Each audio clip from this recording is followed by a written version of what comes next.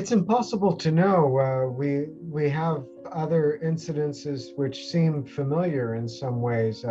I'm thinking of 2009 when we had the young woman by the name of Sultan, who we all watched die on video, and it struck a chord amongst many Iranians in general.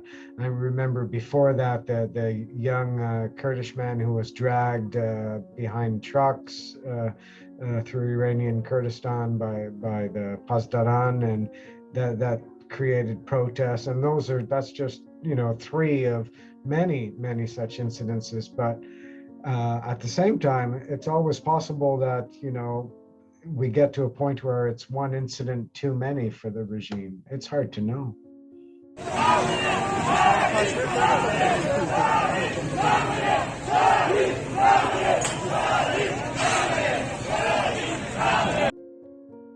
Noticed this as well. I noticed very few Western reports thought it important enough to mention that she's from Kurdish, from Iranian Kurdistan, from Saqqez, I believe.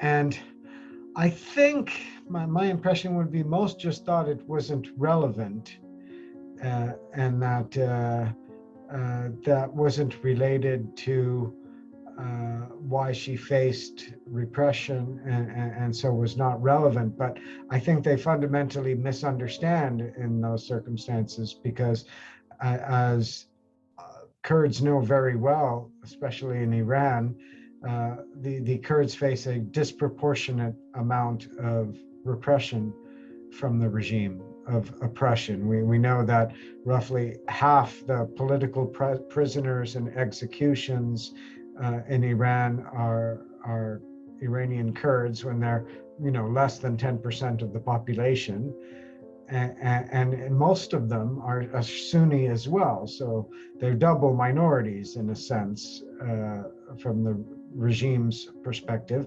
And whatever the infraction, one can imagine that if the person facing the regime is Kurdish, the reaction is more severe. Even now, in the protests against following her death, we see the death tolls that are reported all seem to be in Iranian Kurdistan.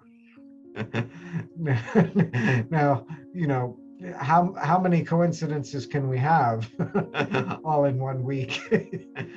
At the same time, so I think the international media should recognize that her being Kurdish is relevant.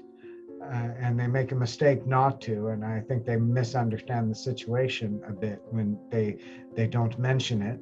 But at the same time, I'm in a way gratified to see protests breaking out throughout the country, and not just in Iranian Kurdistan. We see protests in Tehran and Tabriz, in the Black Sea region, even in conservative majority Persian cities of Iran, like Qom and Mashhad. And to me, this speaks well of the general population of Iran in general. Even though she's Kurdish, all of them see her as someone who could have been their mother, their wife, their daughter. And I think that's important. So in that respect, I'm happy that Iranians aren't focused on her being Kurdish. I mean, the Iranian people, not the regime. Whereas I think the media, the international media, would do well to recognize this.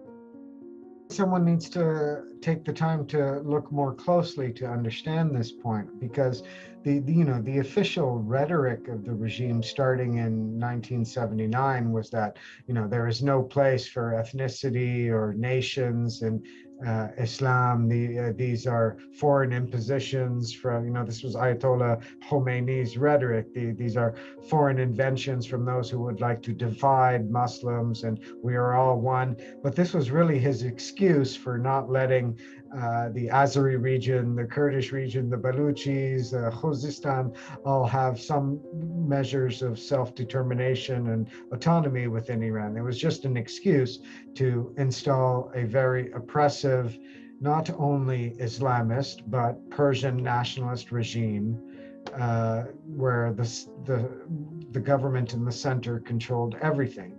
And so he said there's no place for divisions and nationalism, but then why do they enforce rules where only Persian is permitted? They're choosing one ethnicity's language and imposing it on all of them, where really, if you take his rhetoric at face value, everyone should just be able to speak their own language, since they're all brothers and sisters and so forth. So as soon as you start to peel back the layers of the onion, you start to recognize the hypocrisy that occurs in this regime. But, a lot of outside observers don't have the time or the inclination to understand this complexity.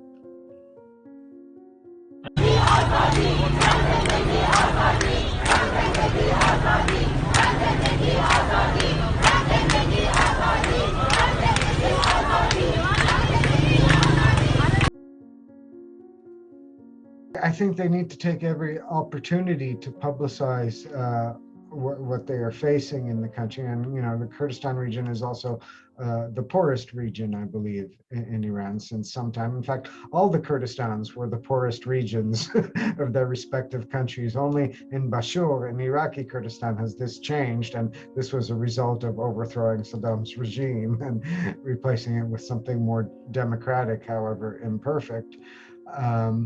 So they need to make this case as much as they can. And they also need to do this with other people in Iran. At less than 10% of the population, they can't hope to change the regime by themselves.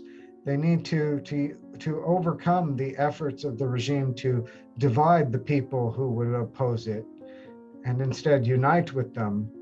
And it can be difficult, especially like with the Azeris, where there's overlapping territories that they consider part of their homelands and so forth.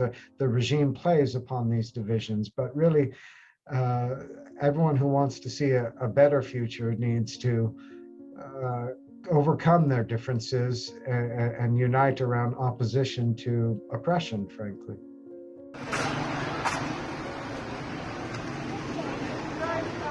Excellent question. It's the million-dollar question, because on one hand, if outside actors, whether it's the West or Gulf Arab countries, if they intervene in whatever way, with moral support, with financial support, with condemnations in the UN, then it plays into the regime's standard broken record discourse that these are all foreign machinations and interventions and so forth. But at the same time, if they just sit silently by while the Basij militia and the Pasdaran and others oppress the people and go on with business as usual, that doesn't seem like a satisfactory response either. And the truth is, I'm not sure anyone knows what the best response should be. It's an exceedingly difficult question. I tend to lean towards talking about what's happening and condemning the regime in very forceful terms. I think over time, especially the people in Iran, they know that this isn't created by outside powers, that it's them who are angry and taking to the streets. They're not being asked to do so by Washington or Paris or Riyadh. They know the truth. And so we need to speak up loudly enough to remind them that we're watching, we sympathize, they're not alone. But beyond that, it's an exceedingly complex issue. I don't think any Iranians want actual tangible intervention in Iran along the lines of 2003 in Iraq by anyone. They've had bad experiences with this, but I think they want support in one way or another. My tendency would be to ask them what would be the best way to support them.